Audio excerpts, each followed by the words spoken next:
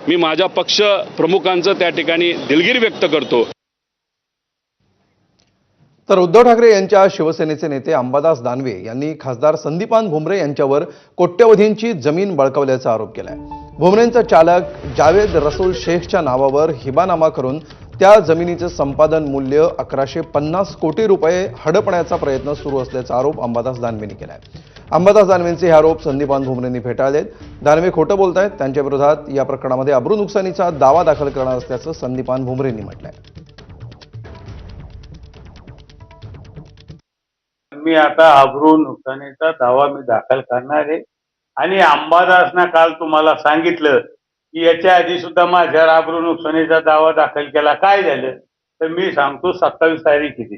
अहो आता 27 तारीख आहे कोर्टात। अंबादास खोटं बोलतो। मला तुम्ही विचारा ना, अंबादासला तुम्ही विचारा हे काय आहे प्रकरण नेमकं। नुसतं संदीपान भुमरे दिसला का आरोप करायचा। 174 हा गट नंबरच नाही काय। 174 हा गट नंबर नाही आणि 154 गटाचा जो विषय आलेला आहे, 154 गटाचे जे काही ते वाद चालू आहे त्या गटाचे पैसे हे कोर्टात जमा आहेत। 2017 पासून हे पैसे जमा आहे ना। कोणते मला सांगा, जो गटच नाही, जर गटच 171 आहे 174चा हिबानामाचा काय प्रश्न आला। त्यावेळेस हिबानामा झाला त्यावेळेस हा जावेद हिबानामा तर होतच नाही। म्हणजे बाई कोण आहे, हिंदू, आणि जमीन कोणाची आहे म्हणतात, मुस्लिम व्यक्तीची। मग हा हिबानामा होतो का, हा एक विषय। दुसरा विषय, हिबानामात जे अर्जात म्हटलेले की 1971 मध्ये झाला। माझ्या चालकाचा जन्म 84-85चा आहे। मग हे कसं शक्य आहे, हे कसं होतंय, हे याचे आपण सुद्धा पडताळणी आपण केली पाहिजे। तर जमीन प्रकरणामध्ये आपण अधिकाऱ्यांवर बोललो असता भुमरेंना मिरची का लागली असा सवाल अंबादास दानवेंनी केलाय। सरकारचा पेपर असताना आपल्यावर अब्रू नुकसानीचा दावा का, असा सवाल त्यांनी केलाय।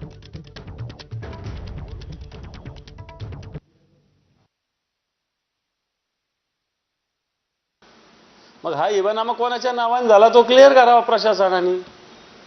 जर हा जावेद नसेल तर कोणता जावेद आहे तो जरा प्रशासनाने त्याचा खुलासा केला पाहिजे ना, की हा जावेद नाही दुसरा जावेद आहे म्हणून। पण तो दुसरा कोणता जावेद नाही, हाच जावेद आहे म्हणून तर पेपर आमच्याकडे आले। त्यांचे शुभचिंतक आम्हाला आणून देतात। हे 1150 कोटी रुपये लाटण्याचा प्रयत्न चालू आहे। माननीय खासदार भुमरे साहेबांनी सुद्धा असं सांगितलं की 174 गट नंबर तिथं अस्तित्वातच नाही।